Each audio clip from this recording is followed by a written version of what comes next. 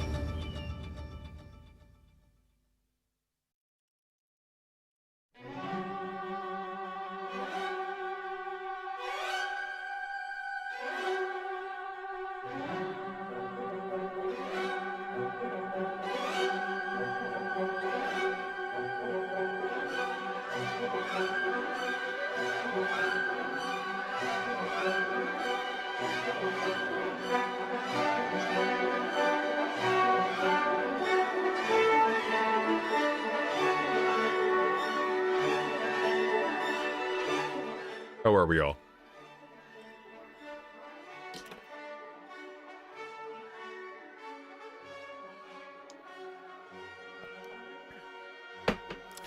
I mean, technically, in a certain sense, there are boots on the ground in Iran, no?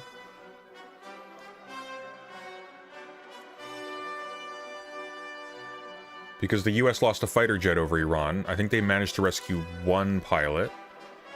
And I think there's still one missing.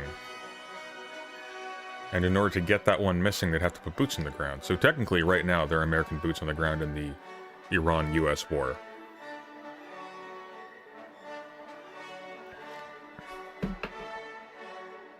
No?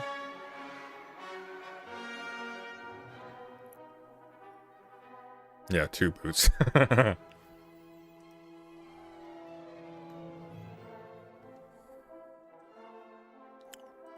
Well, for a search and rescue operation, they need a helicopter, no? They're not going to grab them in a jet. What are they going to use? They got the pilot, but the weapon systems guy is not found yet, as far as I'm aware. Oh, here we go, here we go. Missing U.S. crew member from downed fighter jet rescued in Iran. Where was he?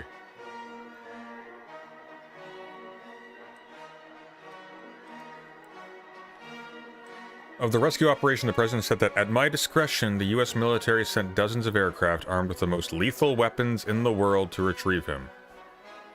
The most lethal weapons in the world. Guys, you could die from those.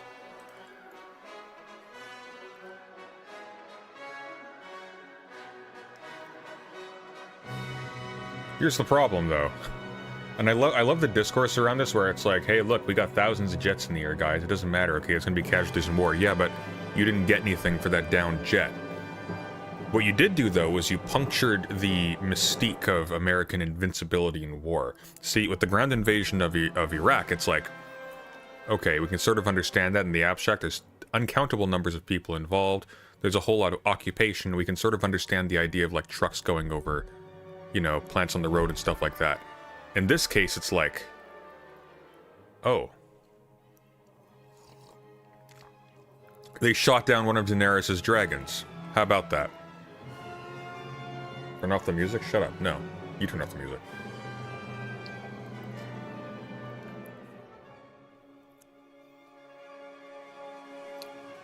The next person who asks me to turn off the music, I will turn the music up louder.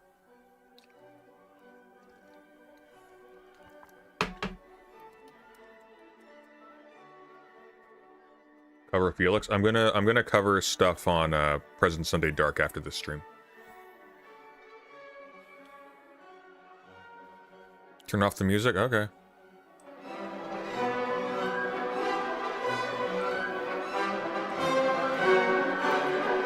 Tell me to turn it off again. Tell me to turn the music off again. Tell me to turn it off one more time. One more time. Tell me again.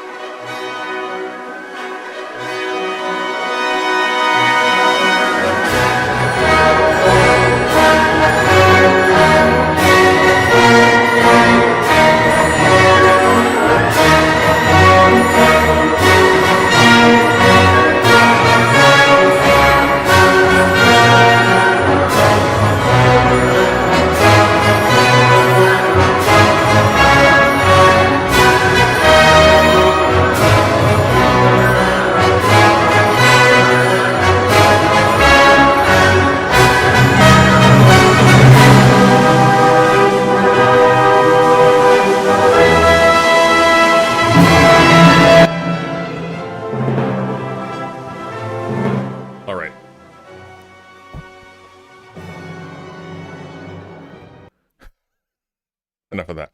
Okay. There's going to be a Patreon stream tomorrow. We're going to be talking about Descola stuff.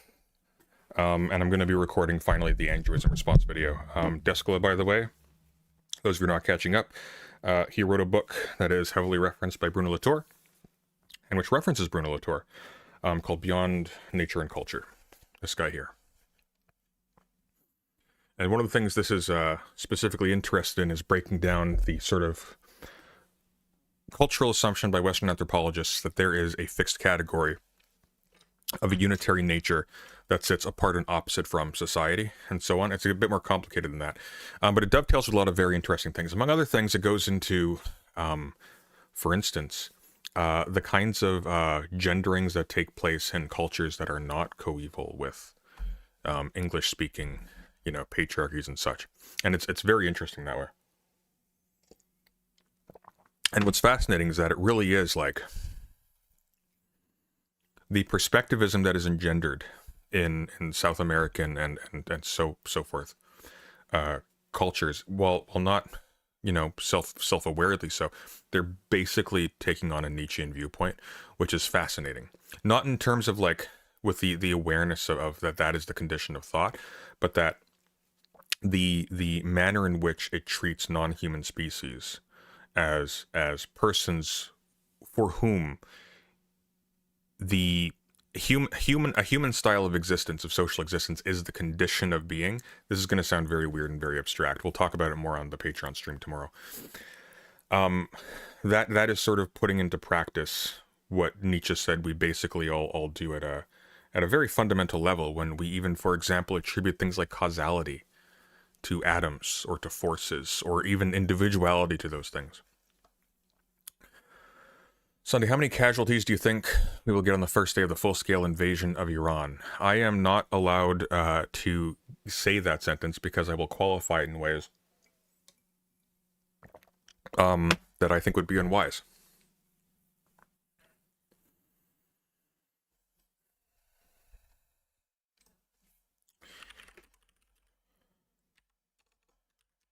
But that being said, Gangaros, I'm gonna, as someone who appreciates you, I'm gonna recommend turn off the news for a bit, because it's gonna get ugly, and you're not gonna be happy about it.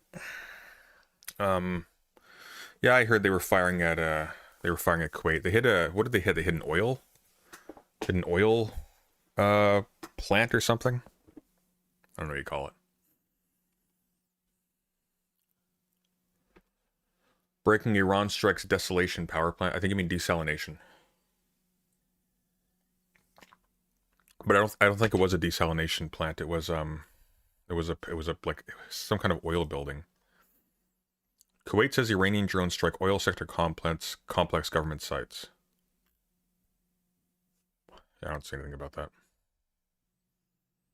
Oh, hang on. No, it also did target 2 power and water desalination plants. Oh, you're right. How about that?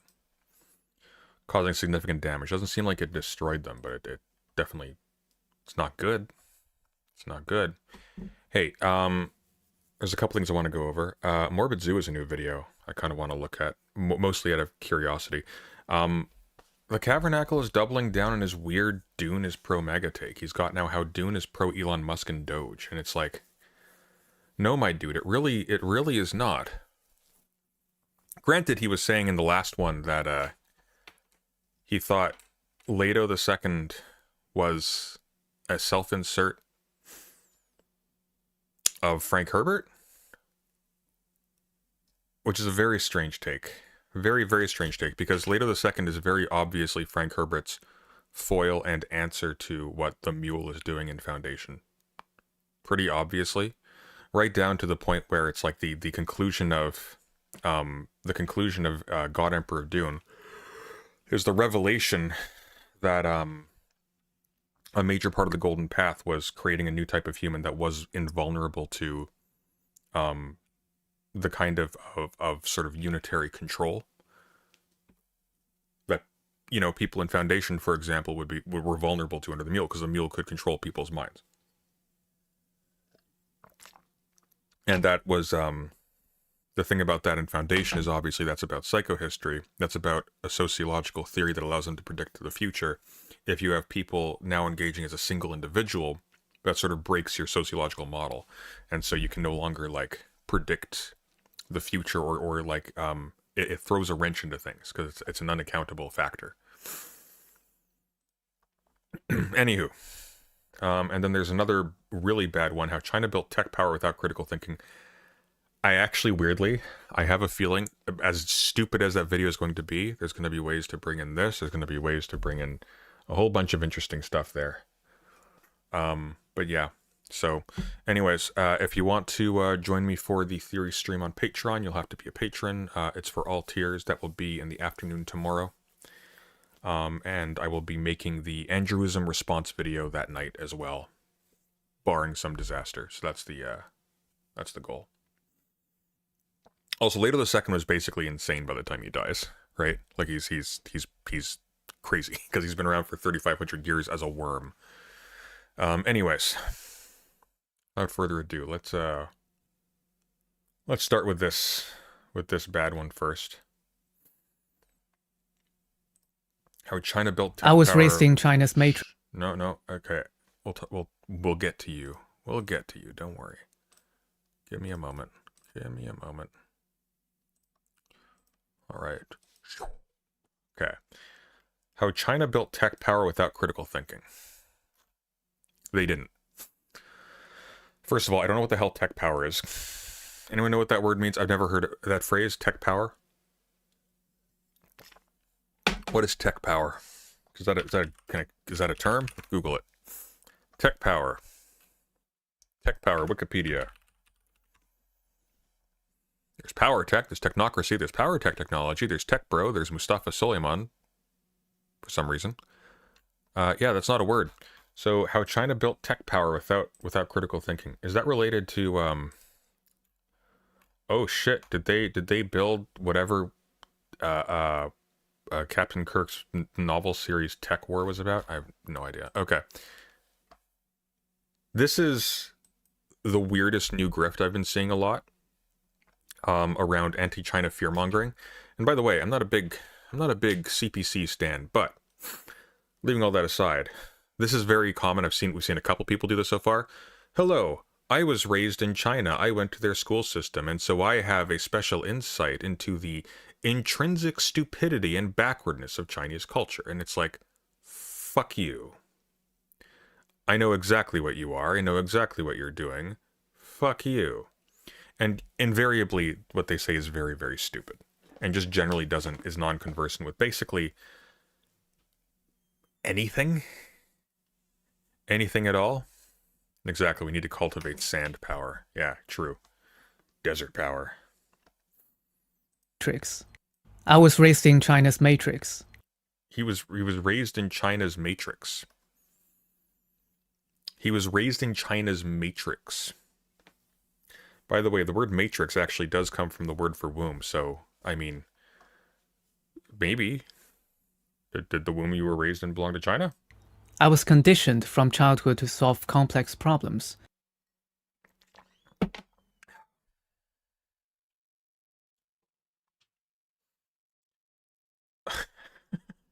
I love how... Listen, okay? I was raised in China, all right? I was raised in an honor culture. I learned kung fu from a wise man on a mountain, all right? I have no sense of individuality, and I do nothing but homework. I love this. I love this.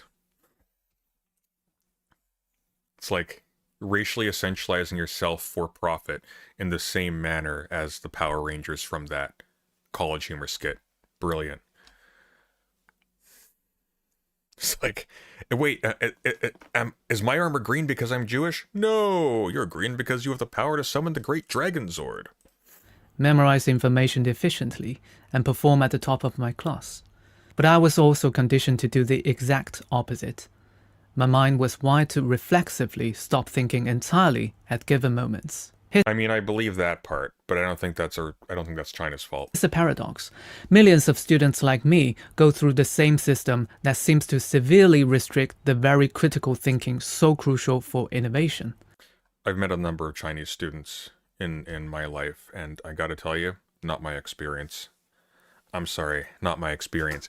Now, American students, slightly different story. And yet, China has built one of the most powerful tech industries in the world. Even now, amidst reports of top AI engineers in China facing exit bans, such as the recent Manus case, the system continues to accelerate. Every year, China produces 4 times as many STEM graduates as the United States. Almost half of the world's top AI experts were trained in China. If critical thinking is so important to innovation, how does a system that actively discourages it still function so well? China doesn't discourage critical thinking. That's wrong. I'm sorry. China does not discourage critical thinking. China does discourage criticizing the party. Absolutely. China does not discourage critical thinking. That is a silly thing to say. Unless you don't know what critical thinking is. Unless you think critical thinking is literally just, oh, I've got opinions that are dissident to the regime. Sure, but that's not critical thinking. That's being critical in a colloquial sense of a thing. That's not critical thinking. You can criticize a government and be incidentally correct and be a moron incapable of critical thinking. No contradiction there. The truth is, from the inside, it doesn't... Critical thinking, like in very basic terms, basically means you are able to step back, reflect upon the things that you presume, the manner in which you consume information, and attempt consciously to break it down to see what else you are also doing or what you may be presuming in the doing of that thing, in the thinking about that thing. Critical thinking is when you roll a 20. Exactly. True. Yes. Accurate. Doesn't even feel like anything is missing. And this is not merely theoretical. We saw it play out at a UK university. Why would that be merely theoretical? What? Let's say again. The truth is, from the inside, it doesn't even feel like anything is missing. And this is not merely theoretical. We saw it play out at a UK university recently. How? What? What does that mean? You saw it played at... Okay, let's see. Associate Professor Michelle Shipworth at University College London had been teaching her Data Detectives module for over a decade. The course featured a long-standing critical thinking exercise, which included asking why China ranked second globally in modern slavery numbers. Wait. Hang on. Sorry. That framing was very strange. How do I understand this as a question?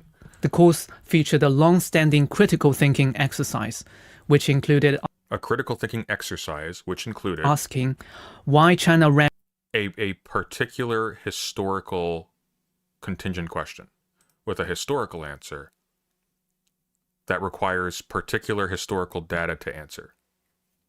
How would that be a critical thinking question?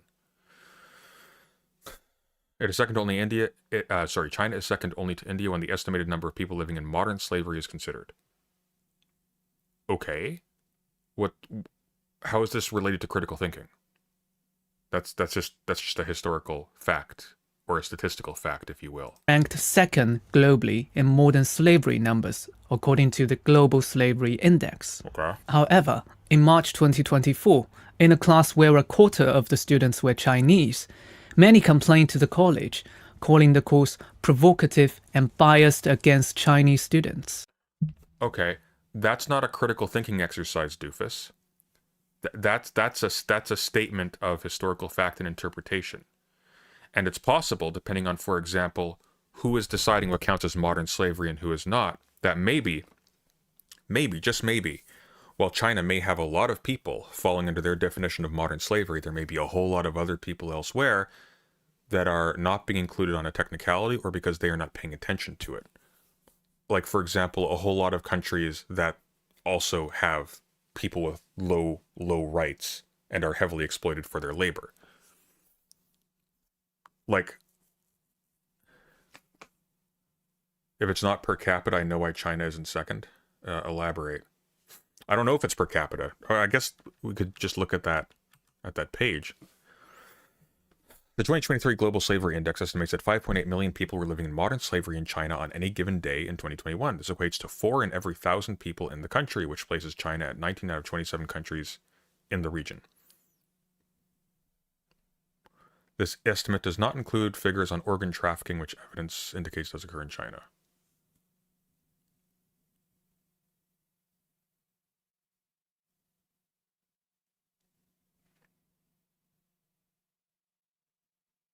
Yeah, it's because there's a lot of people there. So here's the question. Is this because China has a disproportionate amount of slaves?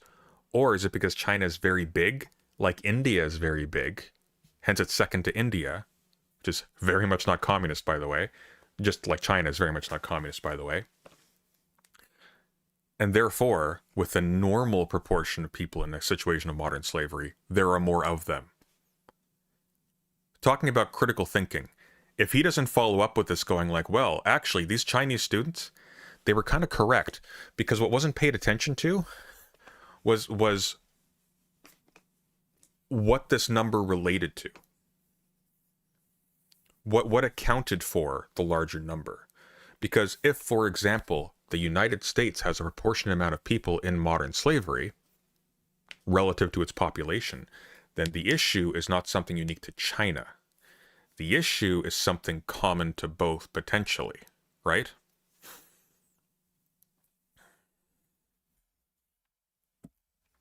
And once again, like, you don't have to defend China here. Like it's a modern state. It's a modern state that is intrinsically oppressive, just by dint of being a modern state, leaving aside its particular history, like, period. And this would go for the United States, this goes for Canada, like, et cetera, et cetera. And anytime you're dealing with any sort of administrative entity that governs a massive and diverse place, like Canada, like the United States, like even the UK, so on and so forth, you are dealing with fundamentally an imperial structure that has coagulated and settled. And has like violently destroyed a whole lot of actual diversity, or is actively repressing a diversity that exists now. That it is intrinsically a technology of oppression. That's how modern states function. You don't have to defend China to point out that there is a serious failure of critical thinking in the presentation of this information. This clown has no idea what critical thinking entails, though. That's what's funny about this. He's actually describing Chinese students demonstrate some level of critical awareness. They aren't simply accepting the framing of this information, which gives the false impression that this is anomalous, right? That this increased number of slaves in China is a function of China's larger population, and not a function of some institutional peculiarity to China. According to the Global Slavery Index. However, what was the actual exercise? that was. In March 2024, in a class where a quarter of the students were Chinese, many complained to the college, calling the course provocative and biased against Chinese students. Instead of defending academic rigor, the head of the department chose to cater to this group of Chinese students. Well, here's a question for you. Why, given that there are Chinese students at the university, given that the nature of a critical thinking exercise does not actually depend on any particular historical contingent inclusion, why would you include a loaded political statement in a question where critique of the loadedness of the statement, critically engaging with the loadedness of the statement, is not allowed as a valid approach to answering the question, to completing the exercise? That seems very stupid. Unless you're actually motivated by something outside of the exercise's purview. By the way, look at any number of American allies in the in the Middle East, and check out their modern slavery metrics. Telegraph is hella conservative, actually. This person is disgusting. This is a disgusting individual. What an absolutely debauched person. What an absolute just an absolutely debauched person. Genuinely. Hey guys, listen. I'm gonna feed your anti-China bigotry, your anti-Chinese bigotry, because I'm one of the good ones. Okay, I got out of the Chinese matrix. I was taught to math really good because I'm Chinese. Okay, it's like just wear a just dress like you're in Crouching Tiger, Hidden Dragon at this point. Like, it's embarrassing. And removed Professor Shipworth from her course entirely. The official justification was that courses must remain commercially viable and retain a strong reputation among future Chinese applicants who bring massive fee income to UCL. And this is where it gets interesting. I know, it's almost like China's not actually communist, and actually all of that's kind of bullshit propaganda, because it's fundamentally a capitalist state with heavy class disparities that engages in capitalism, full stop. Instead of applying critical thought to the question, these students collectively treated the exercise itself as fundamentally unacceptable. No, they actually pointed out something that critically minded people will notice, which is that, hey, there are ways in which the presentation of this information leads one to conclusions that don't actually logically follow. That requires critical engagement. This person doesn't know how to critically engage with anything. This person legitimately went on screen, went, hey, I'm Chinese. I do math good. Like, how embarrassing for you. How genuinely embarrassing for you. And I'm just looking at, like, let's look at your coffee table books that you've assembled on the shelf here to pretend like you read things. Like, dear God. How does this happen? At first glance, it looks like a straightforward intellectual failure. But it's not, actually. It's not. Hey, what if hypothetically I asked a class of students in what is supposed to be a critical thinking exercise something about the ratio of Jews in Hollywood or in the elite class, something like that? Do you think maybe, like, students might have legitimate concerns about the framing of the question? Probably. What if we talked about crime statistics? You think there might be some questions there? You think it might look a little weird to pick those and to frame them in that way? And then to frame it in a way where it's like, here's a critical thinking question, guys. Okay, and we're going to talk about black on black crime statistics and police violence. What do you think of How many oranges? You see the problem? That's the nature of what's going on here. But sort of like with places like Iran, the United States, which has a tremendously poorly educated population, has been successfully propagandized to the point where it's not critical of regimes which are oppressive by dint of their being repressive. It is critical of nobody and is simply bigoted against entire racial groups, laundered through the filter of being critical of regimes and of toxic ideology and such. Because they'll talk about how, oh no, we're not racist against Arabs. We just think Islam is toxic and misogynist and so on and so forth. And then they will go on to justify the massacre of civilians in countries just because they're Arab. Thus proving that actually, no, not only are you in fact racist, you are so racist you can't even tell the difference between person with funny hat and like, I'm sorry, like, it's insane. I'm gonna go on a rant again. Like, I'm gonna stop myself in advance. Don't worry.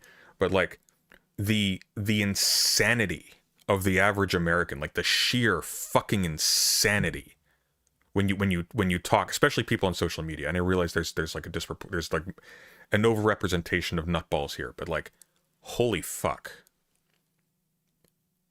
Holy fuck.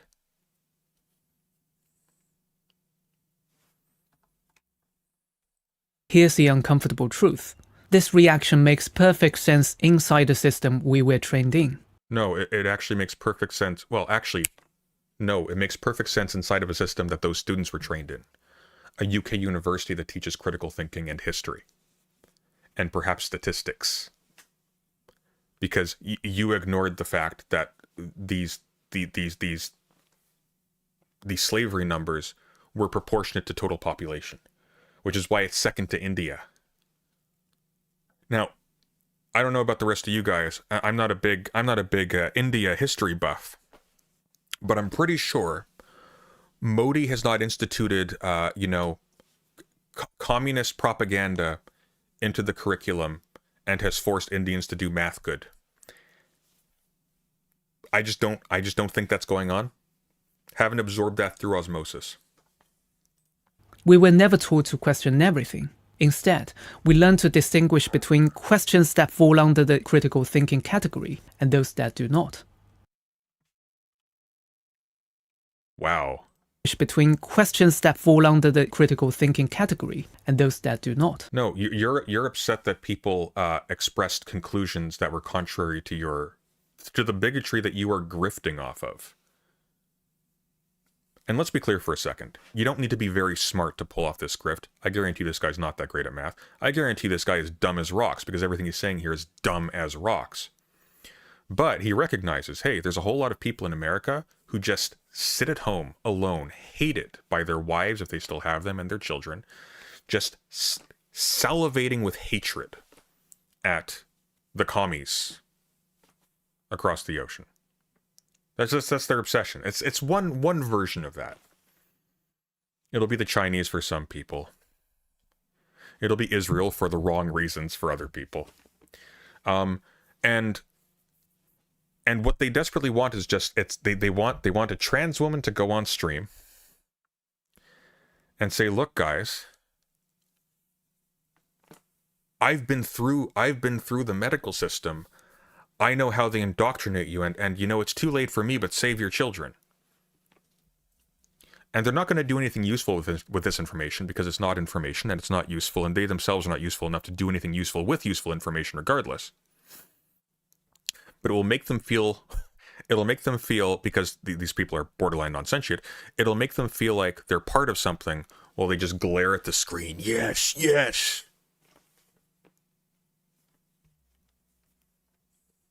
He's Blair Whiting. I want to make a joke that I can't. But it's something Professor Zhang said. Hey, editor, see this? Hang on. Thinking category and those that do not. I want you to figure out how to do this, and I want to do this for my next fireside chat video. I love this typewriter thing. That's awesome. We need to do that. Should be simple to do. We need to do that. Get the blur effect. Have the text. Yeah, we're gonna do that. The anti-Jewish racism is also getting insane. Yeah, it's weird, isn't it? It's weird how invested. It's almost double dipping. It's weird how invested Israeli conservatives are in fostering the most anti-Semitic movements in the United States, just because they will more easily, more readily capitulate to massacring Palestinians and stealing their land. This conditioning is not simply a matter of being brainwashed. It involves... Oh, do something cleaner. I'm not going to do that weird, like crime thing version. Yeah. Far more push and pull. When I was growing up, China's information environment was far more open than it is today. Google was accessible. Independent publications... When you were growing... How old are you? Like 20 tops? ...existed. I remember reading thought-provoking newspapers and books from my father's bookshelf. Name one. Which have since been quietly outlawed. Name one. Wait, really? What books? What books?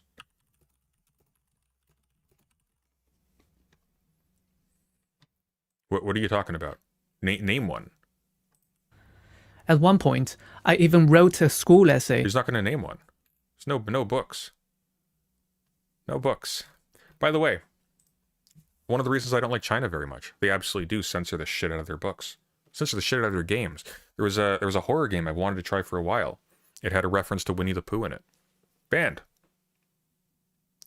Like, there's a lot of shit banned in China. You're not allowed... They couldn't play... what was it? It was Ghostbusters? They couldn't play Ghostbusters in theaters there because there's ghosts in it. Because they have state-enforced atheism, because that's the only part of communism they actually abide by. I don't like that shit. I don't truck with it. I think it's gross. I think people who stand that are gross. But I do not see any indication that this person reads anything. What a sparse bookshelf behind him. What a genuinely sparse bookshelf behind him. Like, thought-provoking books are banned from China. This is where I would go. Like, for instance.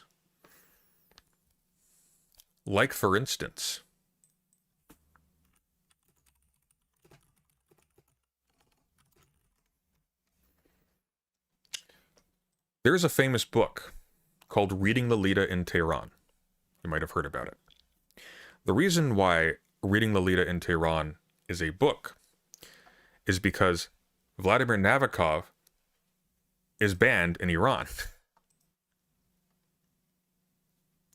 That's the premise. So, if you're going to talk about censorship in Iran of books, which is a real thing, because the Iranian regime is indeed oppressive, doesn't justify invading it, and certainly the countries that are invading it, frankly, are worse. Certainly how they treat people in other countries.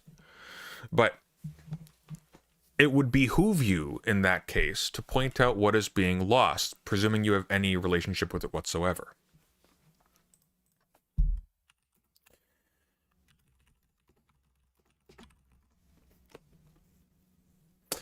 What's actually very fascinating is that a whole lot of critical theory that actually would be very critical of the Chinese regime, of the CPC, is allowed. And one of the reasons why is because, generally speaking, people who ban books aren't big readers of books. And if they're hard, they don't read them.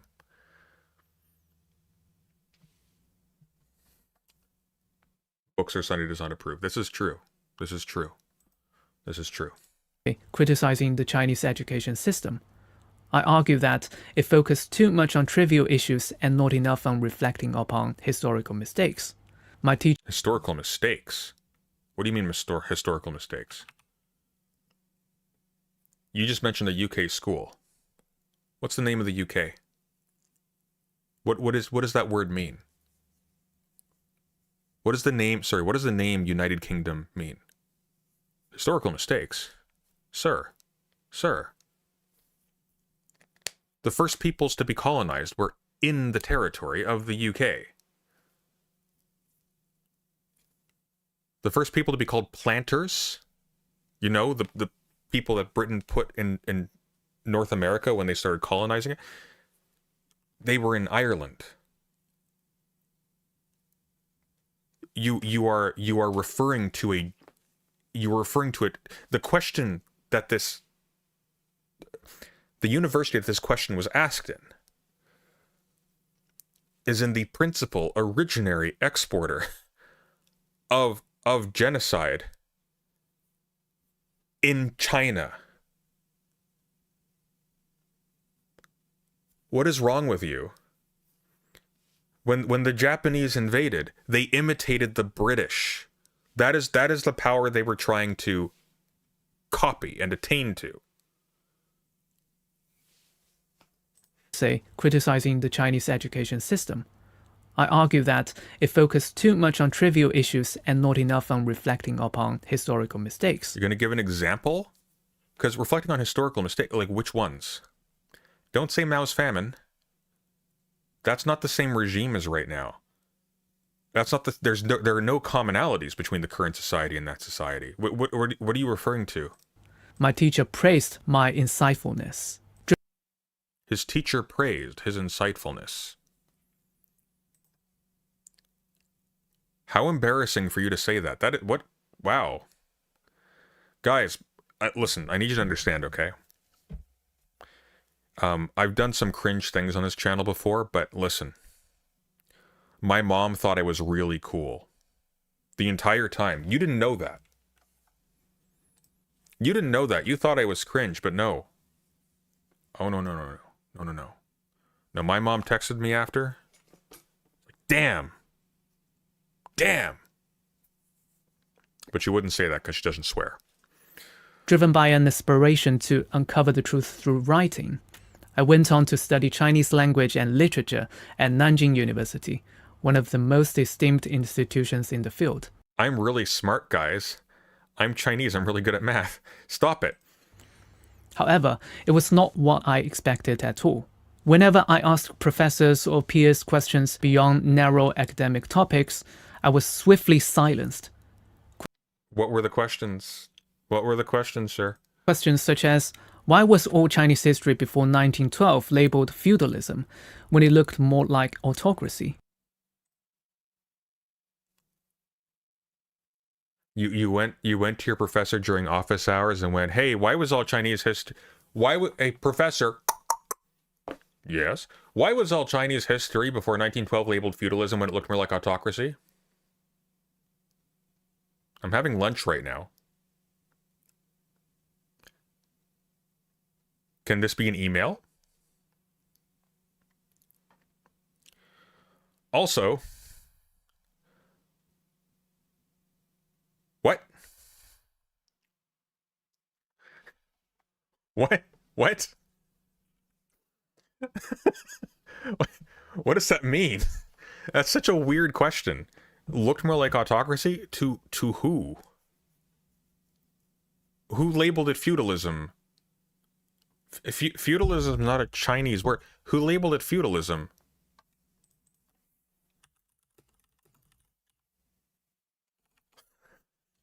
Who labeled it feudalism?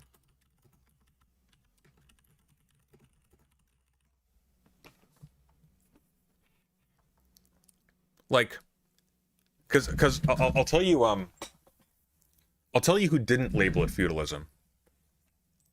Marxists in China.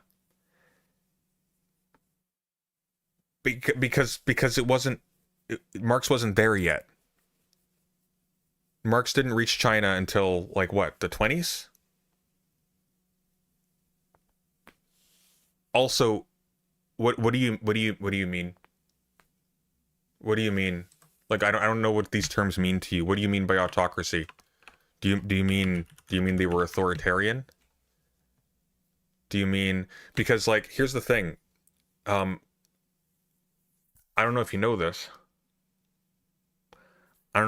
But you can't actually have a broken up system with competing powers that don't have a monopoly on physical violence and have an autocracy. Why? Because autocracy depends upon a unitary concentration of power in one thing. One thing. It can be a guy, it can be a group of guys. But you need that unitary type of power. So if you have multiple powers that are controlling different territories, as you do at this time, you don't have autocracy. That's not in the cards. That's not possible. Could it be a big rock? It'd have to be a really big rock. Megatron is autocracy. Very good. Yes, indeed. Palpatine is autocracy. There you go. The British Crown is autocracy. At one point in time.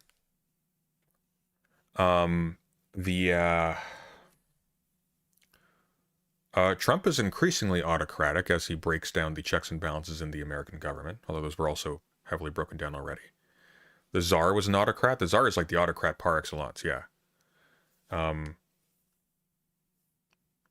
This person is a bit of a dum-dum. They are, although they're successful because they're grifting off of even dumber dum-dums. See, this is the thing you need to understand, okay? Grifting off of dum-dums, making content that makes dum-dums feel smart, that's the winning strategy on YouTube. Which is why I argue with my audience and I insult them regularly, to keep them on their toes. To keep me on my toes. Why was one half of the 20th century emphasized while the other was quietly erased? They erased half the 20th century? Really? They erased half of the 20th century. That's pretty impressive. How did they do that? This was not because people lacked intelligence, but because they understood the trade-off. What? If everyone around you aspired to work for a top-tier state-run enterprise after graduation, asking such questions risked your exclusion from the game. Then why? I don't understand why you were perplexed by this then. I thought you were raised in China, remember? I thought this was your place. I thought you were intimately familiar with this culture because you were not raised to critically think and so on and so forth. It sounds rather like, frankly, actually, to be blunt, it sounds like you're lying. But if I naively take you at your word, it kind of sounds like actually you were just a consumer of conspiracy theories online and a lot of right-wing stuff, and you had no discipline, and you started spouting off at professors random shit you got from the internet, and you were incapable of having a conversation. Because there's something else here, which is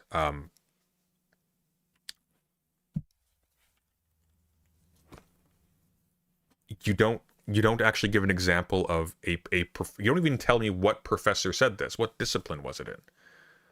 Like, was this a math professor? Who were you talking to? Where was this? Was this during office hours? Was this during class? Which class? You say you were studying Chinese literature. When would this question come up? Because, like, here's how I would imagine this question would come up. Why was all Chinese history before 1912 labeled feudalism when it looked more like autocracy? Suppose you are reading a book, and in the book, it describes a society prior to 1912 as autocratic, but nonetheless it labels it feudalist. Then you would ask, hey professor, so why does this book have these discrepant labels for these societies? And that's an interesting question, if that's the case. When you say, why was all Chinese history before 1912 labeled feudalism, do you mean by the party? And I have to ask, why? Hang on. Like, I don't know who says this. Like, what would be important information in this case is like, is this state dogma that before 1912 everything was feudalism? Now, what's weird, though, is that before 1912 was labeled feudalism when it looked more like autocracy. This would seem to be disparaging of Chinese society before 1912, which means not disparaging of the society that followed. Questions emerge. You said he was a lit major, just like Professor Zhang, I notice. This was not because people lacked intelligence, but because they understood the trade-off. If everyone around you aspired to work for a top-tier state-run enterprise... Yeah, it's true. I can't even imagine how he's going to build the tech power argument from where he is now. That is, I'm as curious as you are. After graduation, asking such questions risked your exclusion from the game. I realized my insightfulness was entirely redundant. That was for me a truly blue-pilled moment.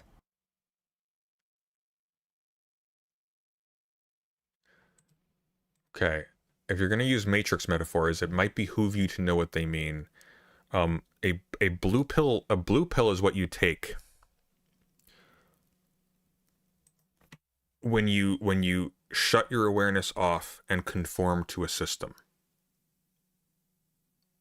That's also not what redundant means. Let's hear that again. Was intense risked your exclusion from the game. I realized my insightfulness was entirely redundant. His insightfulness is redundant. This is a lit student, by the way. That was for me a truly blue-pilled moment. His insight was redundant. His tremendous insight, which he has demonstrated exhaustively in this presentation, by pointing out that his teacher, at some point somewhere in some course we don't know of, really praised his insight. This guy's really insightful, guys. Okay, he's really smart. Okay, he was trained by the guru on the mountains. Once that boundary is established, you focus only on what gets rewarded and what moves your life forward. That's what you're doing right now, though. That's what you're doing right now, because you would, if you were actually concerned with critical thinking, you would provide the tools to critically engage with these examples, but we have no context at all. We have no data. You demonstrated no critical principles that were being violated, or critical principles that ought to be followed. So there is literally nothing to work with here. You're just self-orientalizing, self-effacing in the grossest way imaginable, to get easy clicks from racist right-wing hicks in the United States. Fuck you. In China, that means one thing: optimization. From a young age, the century of humiliation was taught as a central theme in our history textbooks. It was a national trauma, treated with a famous Chinese proverb, 师夷长技制夷, learn the advanced technology from foreigners to control them. I, I mean, that's just smart, actually. That's what the Japanese did as well. That's what a lot of countries did because they got royally screwed, no pun intended, by slavers and companies and mercenaries and colonists who had guns and big ships and massive amounts of material to come in and just screw with people and just steal their stuff.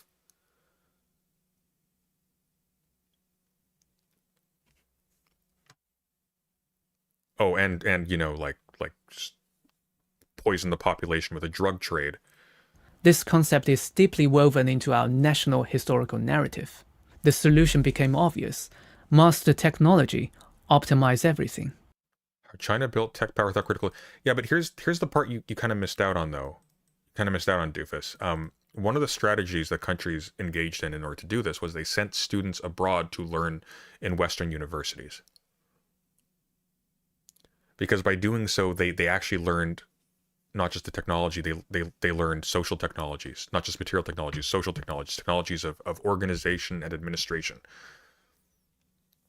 They didn't just learn like, oh, big boat carry lots of stuff, big gun make big hole. They learned, okay, what are the means by which these very powerful entities have secured the labor and the resources and the administrative control needed in order to exert this much force overseas. That's intelligent. That's a very smart thing. That's not how China. That's not building tech power without critical thinking. That's deliberately engaging in critical thinking and open-mindedness and careful observation and study in order to reassert dominance over your own territory against an invading force. And it worked. I saw this firsthand when I I entered. thought feudal China was super bureaucratic. I mean, China's been heavily bureaucratic for a very long time. It's one of the reasons why Fukuyama refers to it as the earliest like examples of states is taking place in China. The music tech industry. In 2014, Wait, what? became obvious: master technology, optimize everything. And it worked. And it worked. I saw this firsthand when I entered the music tech industry.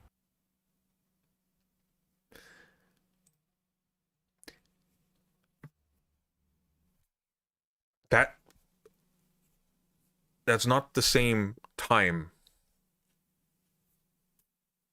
That's not the same century. What are you talking about? It worked, guys. Look. Chinese music uses computers? You know, they've had those for a while, right? I actually cannot imagine what on earth he's going to refer to here. In 2014, I shifted my focus to digital music production and moved to Yeah, I guess lit didn't really work out for you, and I can kind of see why. Shanghai to become an assistant to prominent tech-oriented composers, including the composer for Genshin Impact, the Oh, so you're just in bed with a whole lot of slot producers. That checks. fastest growing video game in the world. For the first time, my life Yeah, because it's a shitty free spyware vector that copied the art style of Breath of the Wild. Does anybody even talk about that game as being fun? I've never seen anybody play that. felt aligned. My skills were rewarded by China's rapidly booming gaming and film sectors. My progress was validated by national and international recognition, and my pride in the What the hell? validated by national and international Okay, Yin Lu, Digital Music Competition second prize. Honorary mention, Yin Lu. Dice ist Wein bei guter Werk. Instrumental. What is this? What is this? You don't seem that important, buddy. Like it seems like you were probably part of a team. And what is this? international recognition, and my pride in the advanced musical equipment manufactured in China was entirely genuine. Were you surprised to learn that the iPad and the Mac computer The Macintosh computer didn't originate in China. Like, it's manufactured there. It doesn't mean it's... For a time, it felt as though nothing else mattered. The earlier discomfort, the questions I was not allowed to ask, simply faded into the background. Well, there's only two possibilities here. Either you are really, really not as insightful as you think you are, and are in fact probably, to just be totally blunt, completely batshit insane, or you're lying, because that is not a believable story.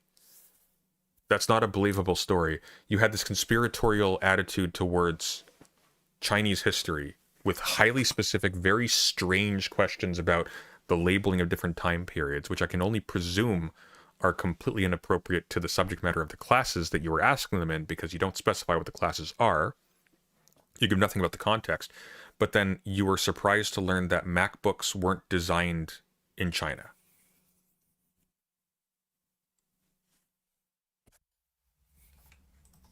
This is where it becomes counterintuitive. Restricting certain types of critical thought does not actually slow people down. In many cases, it makes them faster. How did that make you faster? What?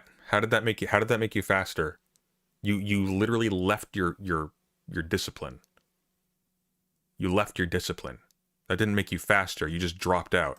After certain boundaries of thought are drawn, you stop wasting energy questioning the walls. I think, with all due respect, I think you were probably very bad at questioning the rules. You were probably very obvious. And I suspect, given the fact that you have so little passion for your subject matter, despite going into literature, you have nothing whatsoever to say about the banned books that you're so heartbroken over, and your questions are stupid, and you have no particular context for your experience in class, I'm going to propose a counter history of what took place. I think you were a very low insight student. I think probably you carried a single teacher giving you a compliment at one point in time very carefully, because this did something for your fragile ego, and you went into a relatively speaking low requirement program in university, which was literature, because you thought, oh, I'm actually not very good at a lot of this STEM stuff, but I can get into a literature program, maybe with like some passing math grades and maybe whatever.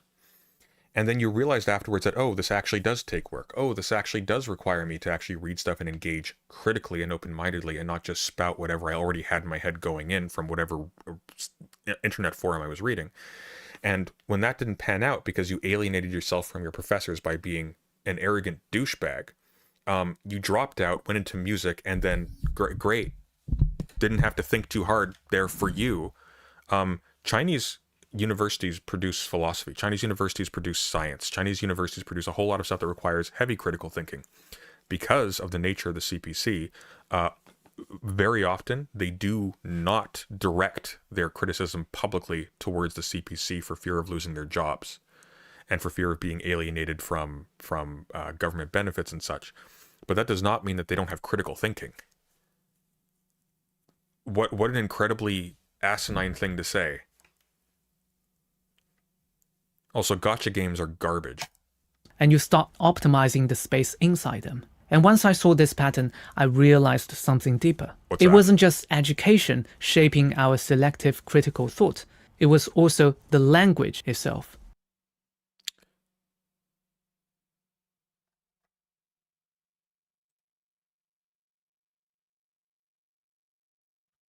Where are you going with this, buddy?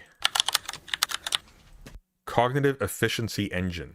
Historically, the Chinese language was often described as a burden because you needed to memorize 2,000 characters just to be literate. But today, with digital typing, that barrier has vanished. Furthermore, the Chinese language now demonstrates even higher efficiency than English. Its tonal distinctions and visual complexity maximize semantic density, allowing a Chinese speaker to convey nuanced ideas. Given the fact that you don't know what the word redundant means, I'm actually going to assume that this is written by ChatGPT, because there is no way in hell you actually understood the sentence that you just said. I'm sorry, I don't believe you. You cannot have this conversation about language and then misuse the word redundant. You can't do that. That's inconceivable. The first one demonstrates a fundamental misunderstanding of a basic concept pertaining to language, which is when, you know, two terms refer to the same thing, one is redundant upon the other, right? You don't understand what that means. So when you're now going off about language efficiency, I don't believe you. I don't believe you. We're in a time period where, by the way, I accuse a lot of people of using AI, and I'm going to qualify this a little bit. I think 90% of YouTubers who do video essays right now, 99% are using AI, at least in some capacity, and they are doing it in a way to skip the hard work of doing research and composition. Here's the catch. There are also YouTubers who use AI in a way that is responsible. And there are ways to do that. There is, for example, nothing wrong with writing down notes that are your own, having AI assemble those into bite-sized chunks, maybe even phrasing them for you, and then assessing them afterwards with your expertise because you've done the research, and then using that as your script. I don't have an issue with that. I don't do that. My voice doesn't translate well to that, and I feel gross doing it. It feels inauthentic, but I don't have negative feelings about people who do that. There are, for example, people with disabilities. They need help with that, right? That's fine. I don't have an issue with people using AI to facilitate research. Find me all the sources with da-da-da-da-da-da-da. If they follow the sources, read them, assess them, and then incorporate them into their work, that's fine. When I point out, I think this is being written by AI, I need to highlight the first thing that stands out to me is not the form of the writing. It's not the style of speaking. It is a highly suspicious confluence of two qualities. One, an incredible lack of grasp of basic elements and a lack of basic understanding, basic entry-level understanding of the topic, combined with a remarkably homogeneous level of greater than entry-level depth of reference. If you know advanced terms of art and seem to use them correctly, but don't understand the basic principles that one learns in the course of encountering those terms, I'm going to assume that you encountered those terms, that you acquired those terms without having gone through the process of learning them. No, I've used M dashes since college, like 10 years ago. M dashes don't count. M dashes are not signs of it being AI. Now, if you go onto Reddit and you see like these super well formatted things that look exactly like that with the bullet points and everything, yeah, probably on ChatGPT. But like I learned like M dashes are just control 0151. Boom. M dash. I use them all the time.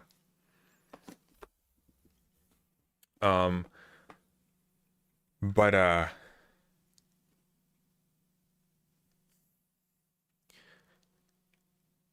I do not believe this person wrote this. I do not believe anything this person says.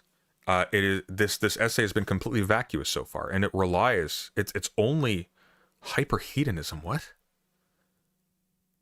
Hyperhedonism. The next chapter is called Hyperhedonism.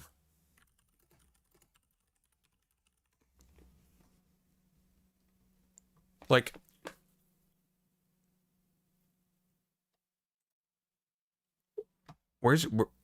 I'm genuinely okay. So the next chapter is called Hyperhedonism. I'm genuinely fascinated by this. With far fewer syllables. Take this English sentence. This piece of junk app is secretly draining my cellular data in the background again. That's 24 syllables. It takes about 5 seconds to read. In Mandarin, the exact same sentence is 这破软件又在后台偷跑流量. That is 12 syllables. It takes only 2 seconds. This efficiency is especially visible in mathematics. Numbers are short and rhythmic.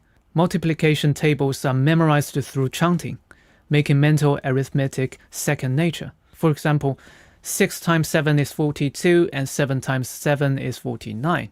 In Chinese, we chant 6 7 2 7 7 9. It is incredibly condensed. From childhood, we are trained to process calculations intuitively That's funny because you've given us very little information, but you've taken almost 10 minutes to do so. at lightning speed. We're trained to treat Sunday, check out live notes. He mistranslated the Chinese saying. It's from Wei Yuan, a Qing Dynasty scholar in 19th century.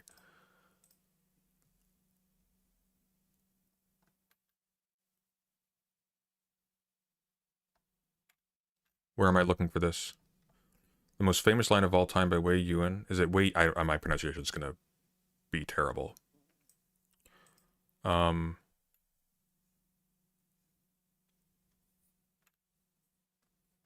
What am I looking for here?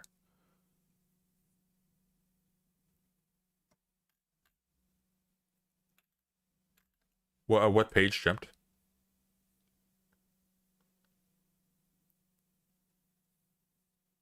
This is genuinely so weird. What is his point? So Caribbean countries that cut up words are more efficient. I don't know. Control F for that.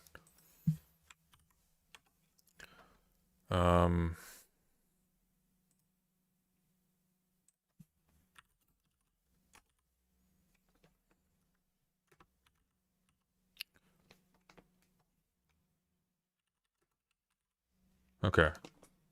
Here we go.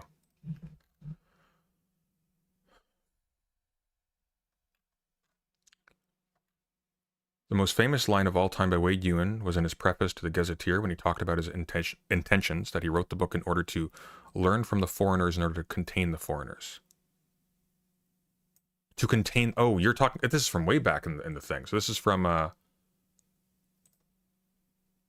This is from...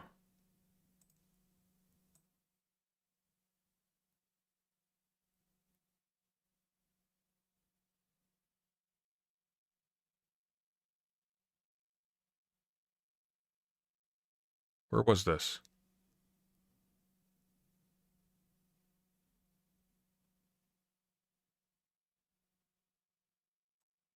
trauma treated with a famous Chinese proverb, 师夷长技制夷. Learn the advanced technology from foreigners to control them. Yeah, that's a complete mistranslation. Control would imply that you have the ability to determine what they do. Contain would mean you limit where they go. That's different. I see what he's doing. Okay. That's interesting. So he's mistranslating this, which is very curious in and of itself. But he's mistranslating this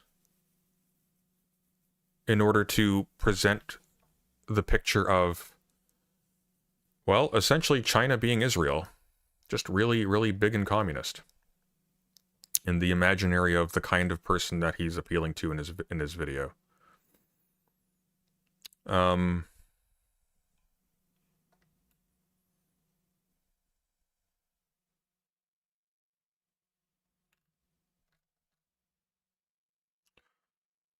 Also, the Compendium was not his most famous work of all. He is most famous in posterity, the posterity of Wei Yuan, which is from 1826, compilation of geographical and cultural information about the countries of the world, first finished in 1844. This book received little attention in China until later in the century when the book was introduced into Japan and served as an eye-opener for the Japanese before the Meiji Restoration. In academic monographs and articles both in Chinese and in English, the Gazetteer is also the most studied among all of Wei Yuan's works. The most famous line of all time was, to learn from the foreigners in order... to learn from the foreigners in order to contain the foreigners. It is worth noting that Wei Yuan put the foreigners in a position to be learned from, a position of being a teacher. The teacher-student relationship was an important hierarchy in society, according to the Confucian teaching. Traditionally speaking, for a Chinese scholar, the difference between the Chinese and foreigners or barbarians was irreconcilable. There was even an idiomatic term for this distinction. Barbarians, especially barbarians from the geographical peripheries of the Chinese world, were considered uncivilized, harmful, and sometimes inhuman. The northern barbarians were the most dangerous, because they are the nomadic people from the areas of harsh climate, always threatening to invade the fertile agrarian fields of North China. Battles of the Chinese against the northern barbarians had existed since the very early days of the Chinese Empire during the Qin times. Qin? I'm so sorry. Is it pronounced King? Qin? I don't know. Marked by a geographical landmark, the Great Wall. Such wars were considered a protection not only of the geographical areas of China proper, but more importantly, human civilization. According to this line of thought, the distinction between the Chinese and the barbarians was essentially about the preservation of human civilization. By making such a statement as to learn from the foreigners or barbarians, Wei Yuan challenged the very idea of human civilization. How could human civilization benefit in learning from the uncivilized barbarians? Which, by the way, pronounced Qin? Oh, it's Qin. Okay, it's the Q that threw me off. And Brooks, not to be excluded, says Qin last out of 5 people. Shame. Shame.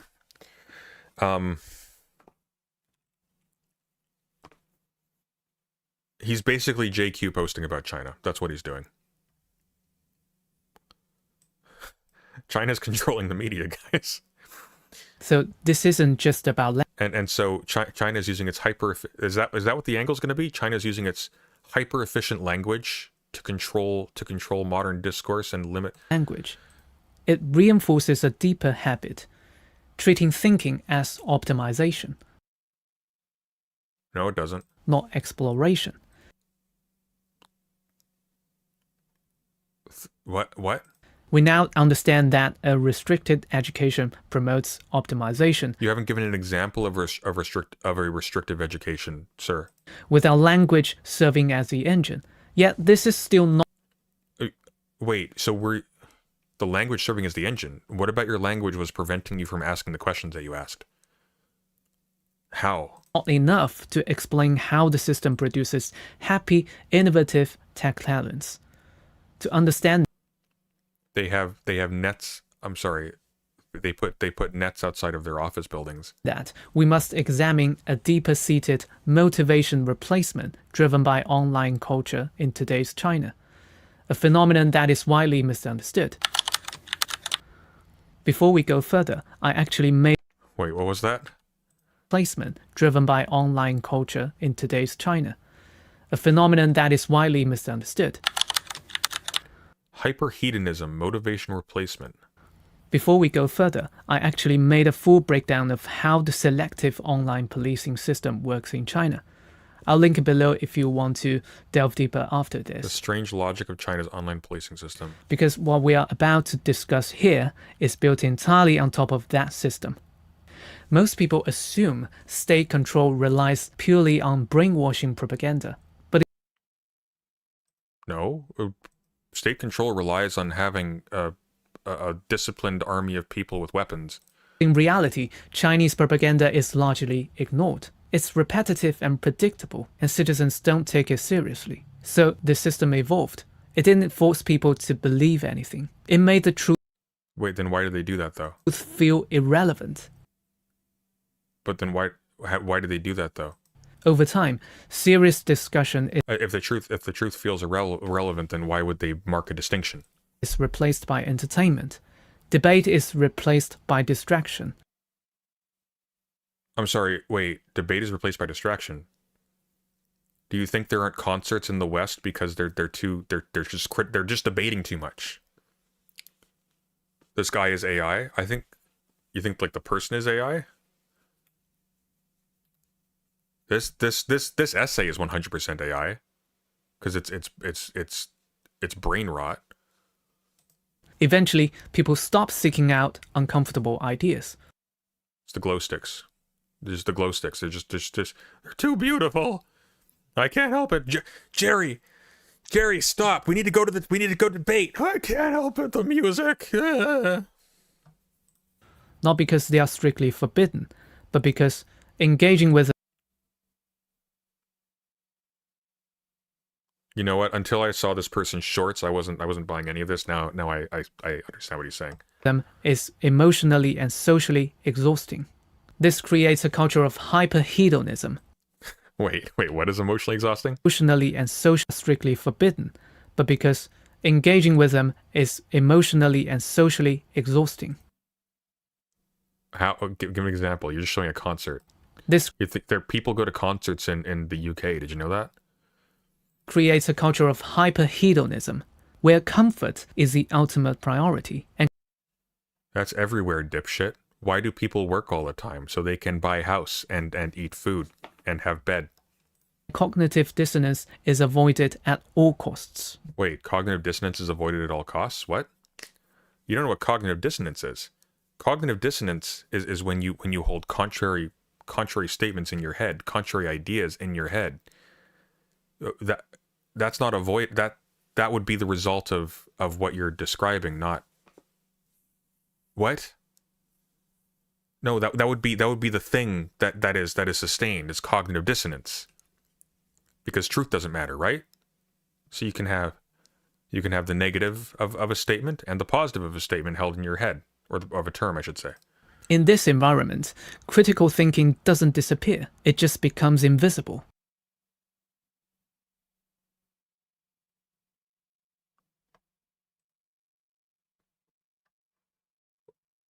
Wait, it becomes invisible. I thought language made thinking into optimization instead of exploration, so there was no critical thinking. But now it's still happening, but it's invisible. Do you mean literally? Can you see like Chinese people's critical thinking when it happens on the outsides of their heads? Is it like that thing in Bergson where he's like, if you were to like, be really small and go inside of a human brain, you wouldn't be able to see a thought, right? You wouldn't be able to see a thought from the mechanisms of the brain working, unless the person is Chinese. And what's invisible doesn't get defended until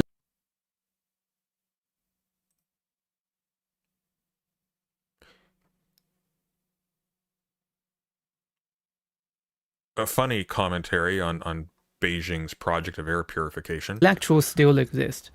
But to survive, their serious ideas are hidden behind paywalls to avoid censorship, or they are repackaged as pure entertainment. Look up an article from the New York Times. I dare you. For example, when the famous Chinese intellectual Xu Bet $20 he's an Epoch Times subscriber. I wouldn't be surprised if he's an Epoch Times contributor. Zhiyuan reflected on China's totalitarian state in his Who is this? book The Totalitarian Temptation, published a decade ago. What was that? Listen to this. When the famous Chinese intellectual Xu Zhiyuan reflected on China's totalitarian state in his book The Totalitarian Temptation, Did he record that with a different microphone? published a decade ago. It was censored immediately. Yet today, with his publisher arrested in China and China sentences Taiwan-based publisher to 3 years jail on secession charges. Gusa Publishing editor. Gusa Publishing.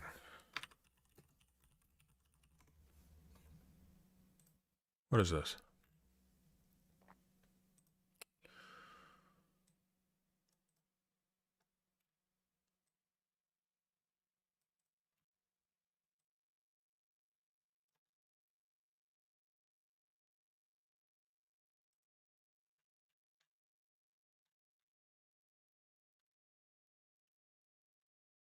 This is to do with a specific geopolitical issue. This is not pertaining to the existence of critical thought in China.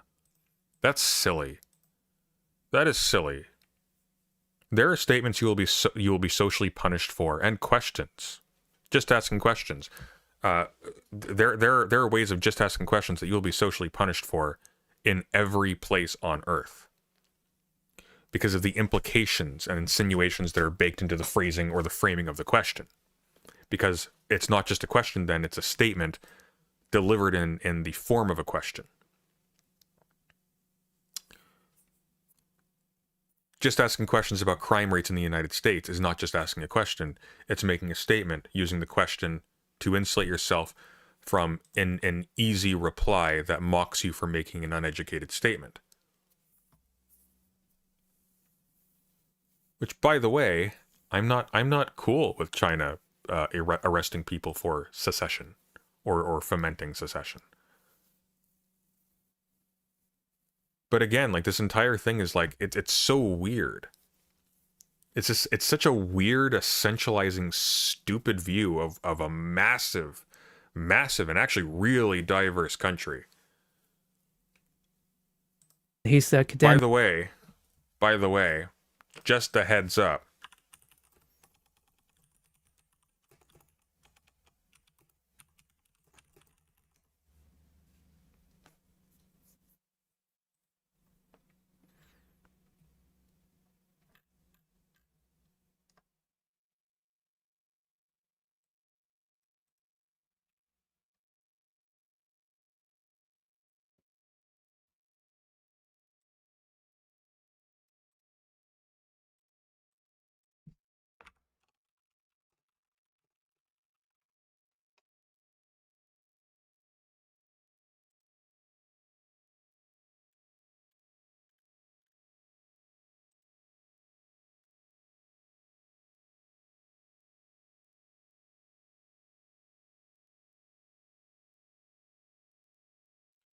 This is a two-directional thing. I was reviewing it to get the timeline right. This is a multifaceted thing. It is the case that Taiwan maintains a reputation for being more open about its publishing, and it is. And it publishes stuff. It's fortunate in this regard because it can publish stuff, therefore, that is banned in China, and that is all it has to do, as a positive propaganda in the opposite direction. And frankly, power to them for doing so. But here's the catch: they also filter what publications from China make it into Taiwan. And the reason why this is noteworthy is not because that doesn't make sense, because obviously it makes sense to not want to, facilitate a country publishing propaganda in your territory because it wants to annex you, right? But here's the thing. That is still a restricting thought for politics. That is still restricting thought for the preservation of a political order that is intrinsically not democratic in that way, because it is filtering what the public consumes and sees and reads, which means it is deliberately hiding from the public information based on its desire to mold a particular opinion. And this is ubiquitous globally, and this is not always a bad thing. I, for example, don't think it's a bad thing that Holocaust denialism is published and allowed in mainstream areas. I don't have an issue with that. I don't have an issue with there's tons of things of that sort. We do this all the time.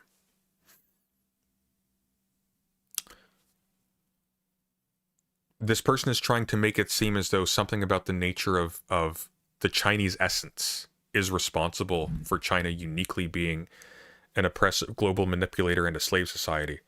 And it's really gross. It is really gross. Like, even just bringing in Chinese language here as a function is throwing a bone specifically to racists who want to think Chinese people bad. Which is interesting because guess where the people in Taiwan come from. academic journey erased. He has shifted his focus to heavy engagement in the hedonism of pop culture. He sustains his identity as a pro-liberty late-night talk show celebrity based in China, while significantly reducing the visibility of his initial political advocacy. For tech talents, this vacuum of rational debate became the fertile soil needed to build dopamine engines. It birthed short-form video What? advocacy. For tech talents, this vacuum of rational debate became the fertile soil needed to build dopamine engines. They're building dopamine engines? Is that a tech term I'm not familiar with? It birthed short-form video platforms like Douyin, which evolved into the global juggernaut TikTok, and incubated a gigantic gaming industry that is rapidly taking over the world Why would that have to do... Wait. What does that have to do with critical thinking? market. This hyperhedonism results in a loss of That's hyperhedon. They make cheap video games in China. They make gacha games in China. Hyperhedonism. That's why people can't think anymore. It's because of Genshin Impact, guys. immunity to critical voices in China. When you present objective evidence proving their worldview is flawed, many of them don't debate the facts. They dismiss your argument by attacking your motives. Free Tibet, Agent Cooper, your methods are completely illogical and ridiculous. Accusing you of trying to undermine their hard-won, willfully blind happiness. I experienced this personally. When I began He experiences this personally, guys. He has willfully blind happiness because he's so full of insight. speaking out about my Uyghur classmate at Nanjing University, a talented ethnologist who was arbitrarily detained without a fair trial for many years during the mass detentions in Xinjiang. Many friends in You're not going to mention their name? You have a friend who was an ethnologist who was and you're not going to mention their name? my music circle blocked me immediately. They didn't argue with me. They intuitively cut me off because my words Wait, slow down, cowboy. detentions in Xinjiang. Many friends in my music circle blocked me immediately. Wait, immediately following. Wait, hang on. Slow down. Happiness. I experienced this personally. When I began speaking out about my Uyghur classmate at Nanjing University, When I began speaking out about my Uyghur classmate, a talented ethnologist who was arbitrarily detained without a fair trial for many years during the mass detentions in Xinjiang.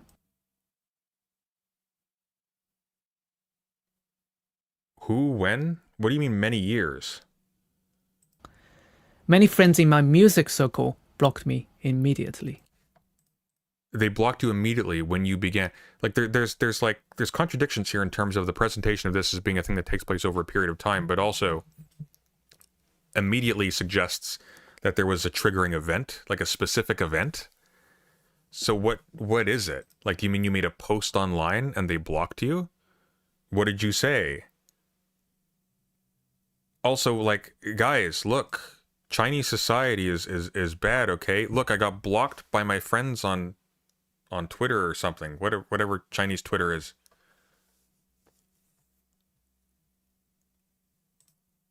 They didn't argue with me. They intuitively cut me off because my words fell outside the domain of... Can you explain more on the Holocaust denialism thing you mentioned earlier? I don't think it's a bad thing that there is censorship of Holocaust denial material in the sense of publishers refusing to publish it. I don't have an issue with that. Missable questions, threatening their comfort within the ecosystem we had built together in China. Are you going to give any examples? Who's the ethnologist? It doesn't seem important to you to mention their name? That was when critical thinking stopped being abstract for me. I felt the weight.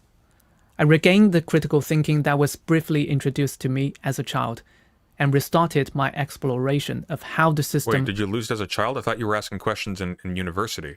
...really works. In addition to all the cultural reasons I've mentioned, there is one crucial objective reason this system is so effective. At what? Scale. We've been taught that innovation Scale and global blind spots. Global blind spots, what? requires creative and critical thinking. But what if that's only true for discovering new ideas, not for scaling them? It is also required for scaling them. Different administrative tools don't have the same efficacy at different scales of operation. And simply scaling up things doesn't make them more efficient. Look at highways, for example. China produces millions of engineers and technical workers every year. Entire industries can iterate. Like, it really speaks to the fact this guy has no respect whatsoever for science or anything of that sort. Like, the idea that, for example, engineers don't engage in any sort of like critical thinking or work, or it's that scientists don't engage in critical thinking or work, or that like he has professors in literature and so on and so forth. These people have done this for decades. That there's just no critical thinking, but he's demonstrated none of it himself.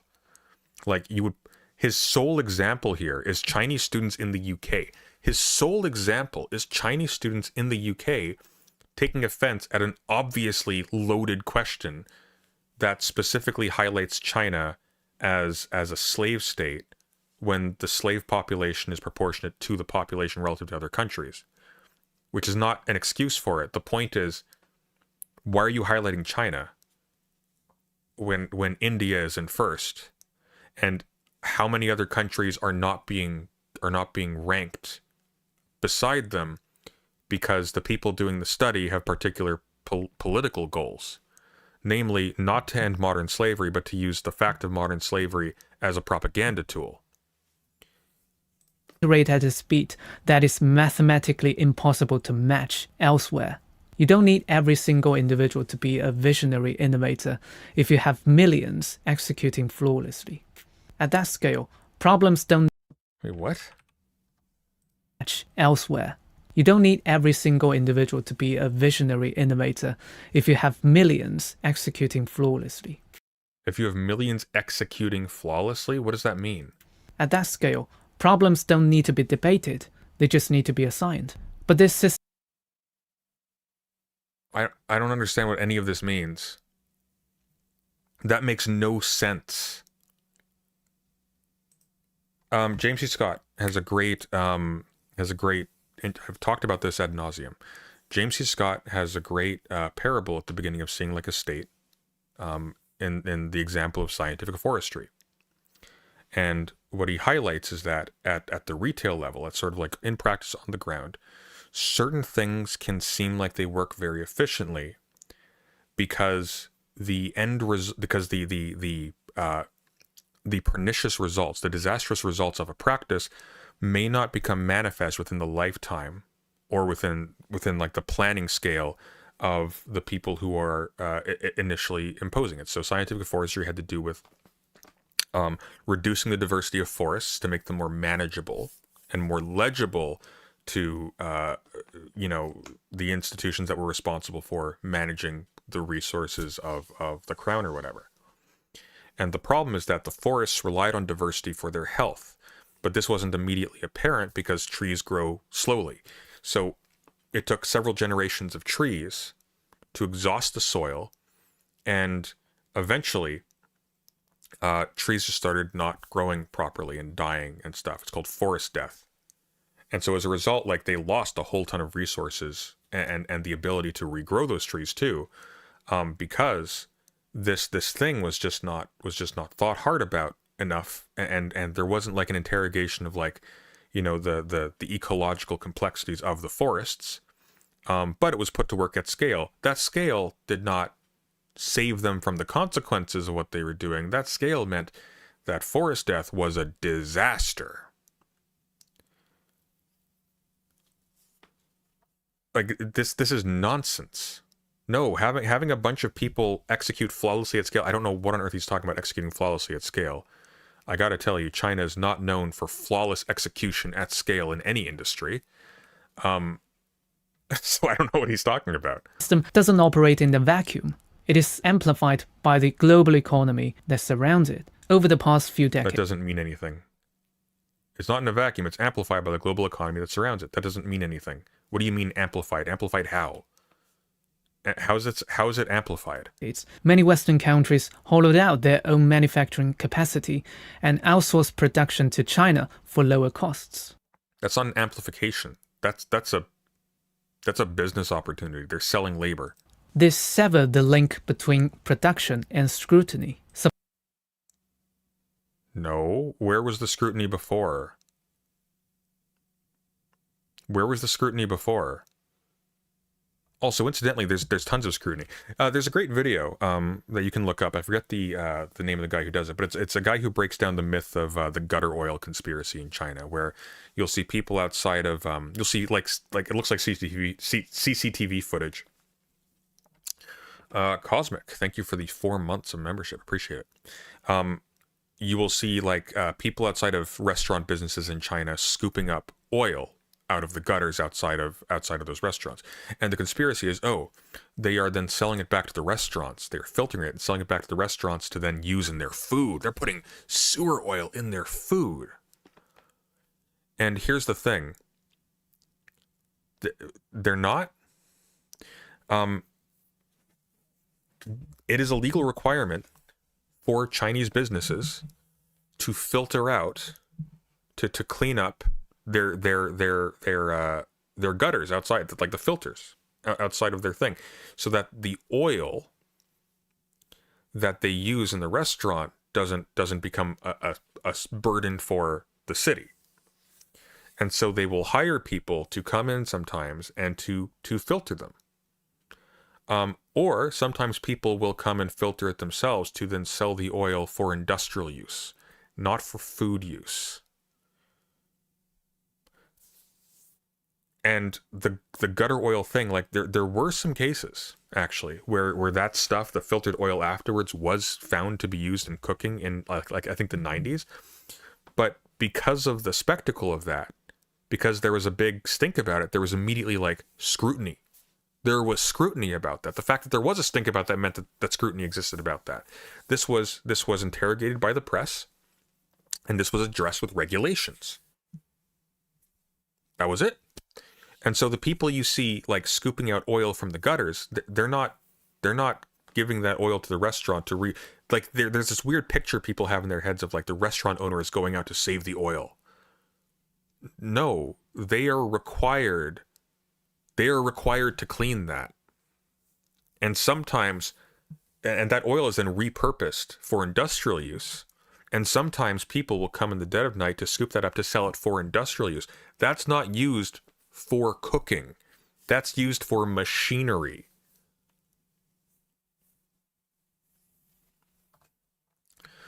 But people in America eat this stuff up because China bad, China disgusting, and there's like there's a morbid fascination with that kind of thing.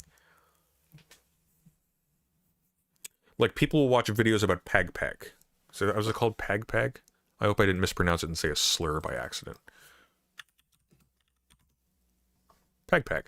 So in what's the etymology of this? It's like in Manila, I think. There is a practice in some very impoverished places of repurposing food salvaged from the garbage, and frying it up basically, and then selling it again. It's called peg. It's literally selling garbage, and people are fascinated by this. They will look it up. It's like gore basically. And it's the same attitude towards stuff like gutter oil. It's the same attitude towards stuff like the Chinese language doesn't allow them to think. It's basically 1984, just ancient 1984. It's always been 1984. Always has been. It's really gross. And that's what this guy is producing, essentially. It's slop for people who take a perverse pleasure in the idea that Chinese culture is debauched.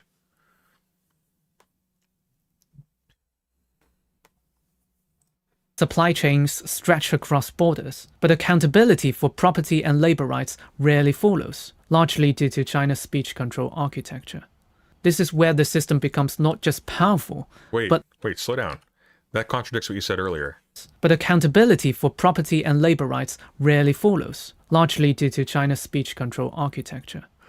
China's speech control architecture? I thought people didn't care about the truth. I thought there was still critical thinking. They just shut it all down. I thought they didn't.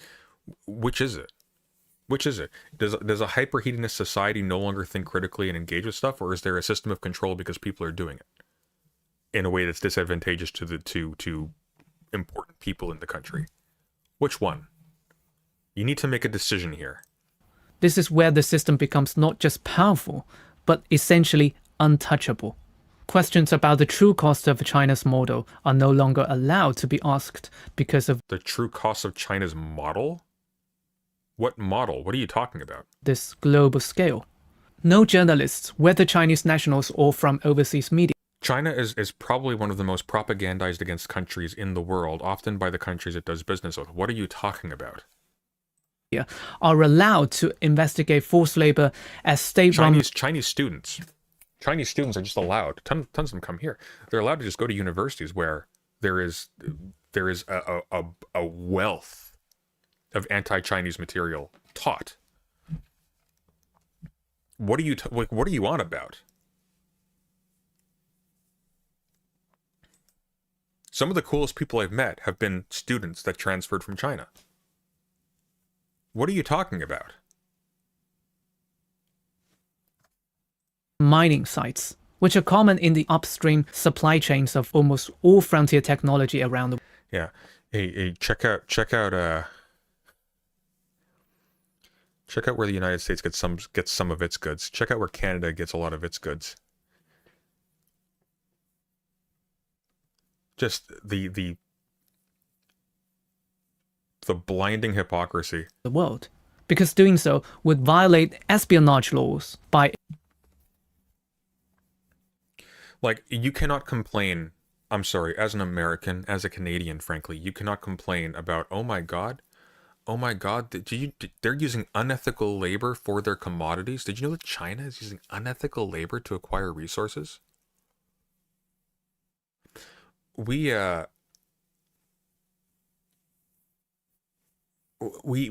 didn't China spy on foreign citizens? Yeah, just see what the United States did. Um, I have an anecdote. I have an experience, okay, of my own.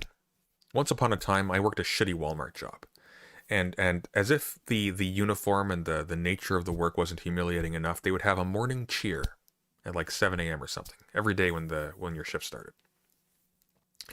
And they give a little talk. The manager would give a little talk about something that's important to whatever. And one of them we talked about ethics. They talked about ethics. Guys, no time stealing, ethics. Behave in an ethical way, okay? Prioritize ethics. You don't want to be unethical. Walmart is all about ethics.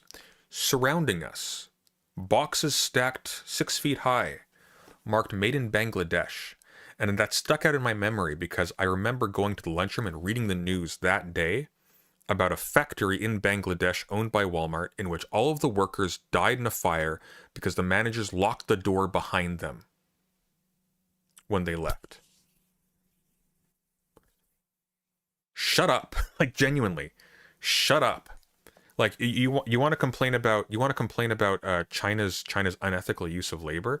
How about you stop funding genocide, and how about you stop relying on slaves in your prisons and overseas? How about you do that first and then come back? How about you do that first? How about you come back after you stop relying on slavery and genocide? And then maybe we can have a talk about the ethics of China's mining practices, okay? exposing state secrets. Look at Canadian Liberal MP Michael Ma. In a March 2026 parliamentary hearing on EV and aluminium supply chains, he grilled an expert on China's forced labor practices, repeatedly demanding to know if she had personally witnessed them and dismissing reports as hearsay. I like how none of this has to do with anything that he said so far. Chinese state media celebrated the moment as a win. Ma's past leadership in an organization linked to Beijing's United Front network helps explain this performance. The lack of investigation. How does this have anything to do with everything you said up to this point? It doesn't. I'm almost. Is this worth even finishing? Like, this is garbage. This is brain. But as a commentary, I've seen this stuff pop up so much. There's a weird growing fascination with what-if-altists from China of various stripes. And it's combined with this creepy Orientalism that often the creators are themselves leaning into.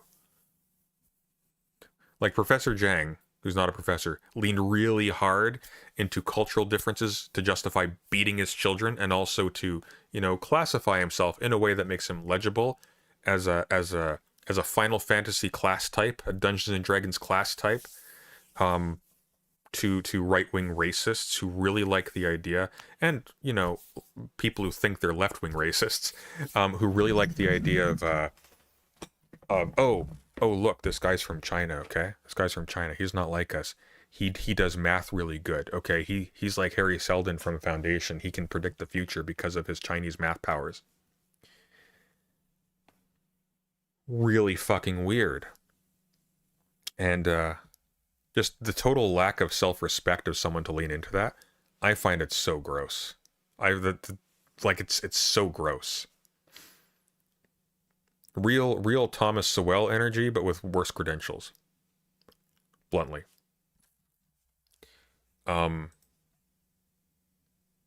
Wait, Sunday, have you ever done a DoorDash job? No. God, no. God, no. I got out of retail before that was really a thing, fortunately. Or did I? I think it was definitely got out before I started doing it. Sorry, I got out before I started using DoorDash. Or things like DoorDash. Well, we spent a long time on that, didn't we? Damn, we're at almost a 2-hour mark. We'll do one more thing, then we'll switch over to Sunday Dark. Okay, I'm gonna give you a choice. That was terrible. I'm gonna give you a choice. The Tabernacle Dune video is 41 minutes long, and that's going to be absolute garbage. There is a Morbid Zoo video called Zuck Never Understood the Metaverse, and I like Morbid Zoo's videos. I'm not sure I want to watch that on stream. And there's a Louis Rossmann video called A Rant on Elitist Gatekeeping. That one caught my eye. That one caught my eye.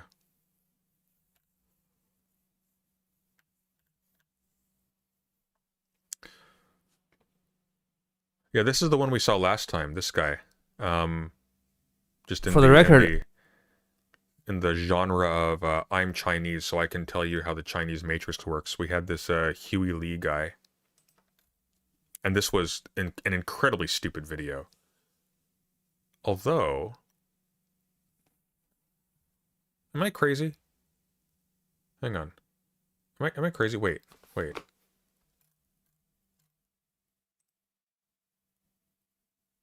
I was Just weirdly similar backgrounds. You know? Like you got the painting there. Doesn't necessarily mean anything. I saw the painting for a second. I was like, oh, weird.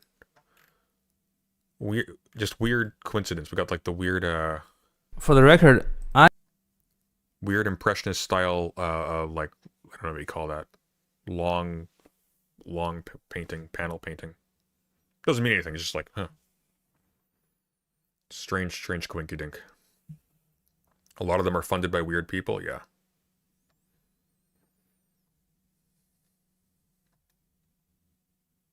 This guy is a paid agent, check his background? Really? I mean, I'm not surprised. Let's see. Where can I find his background? Yin Fee. It was Yin Lin, wasn't it?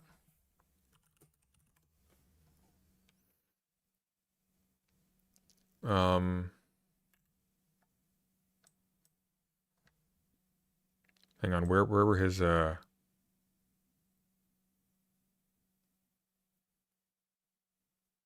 illustrious awards?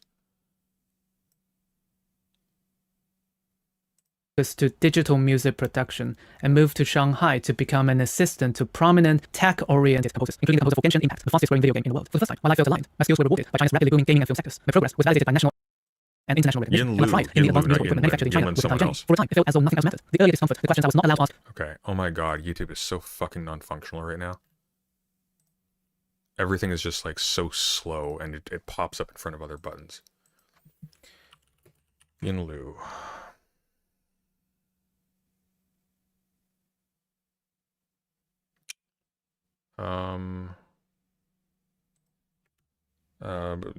Genshin Impact.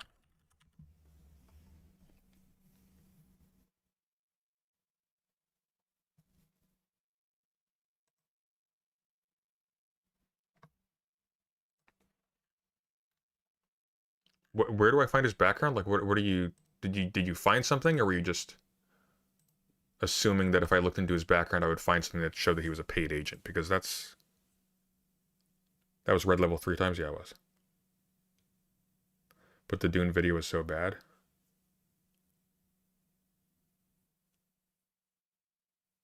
Do the Morbid Zoo video so I can call in. You can yell at me and we can have drama. Next, we'll do that. We'll do that on Monday. Okay. We'll do that on Monday. We're gonna switch over to the Cavernacle second Dune video is so much worse than the first. I'd rather take time on that one and do that on Monday again as well. So we'll do that on Monday.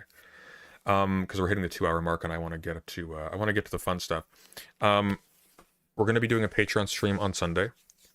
It'll be in the afternoon. We're gonna be talking about Discola, beyond nature and culture, and we're gonna bring in some Latour as well because we've been talking about that lately. I'm sure Envy will be happy. If you appreciate my content, you want to help support it in the future. We are in really hard times right now. We've had a I can't describe the specifics, but we've had a serious emergency on my end. Thank you, Corbin. I appreciate that. If you want to help support the channel, please consider super chatting or especially becoming a patron. There's more content on Patreon than is here. I'm going to be making more video essays soon. It's been a little bit choppy with the scheduling lately just because the nature of the thing I've been dealing with has been requiring a lot of attention during the day. So, again, if you appreciate my content, there are ways to support the channel, and I appreciate it so much. Especially the patrons. You've kept us afloat through this. It's meant the world. It's also meant I'm able to, like, you know, be present and be helpful and supportive in a way I wouldn't be able to otherwise, and that's meant a lot. The TTS didn't work. That's odd. Corbin, thank you for the... Oh, it's because it wasn't 5. It has to be 5 and up. Thank you for the $4.99.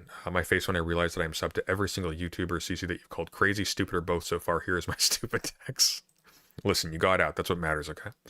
I'm going to switch over to Present Sunday Dark, and we're going to cover some bullshit there, and then we're going to play some more Resident Evil 9. So I'll see you there momentarily.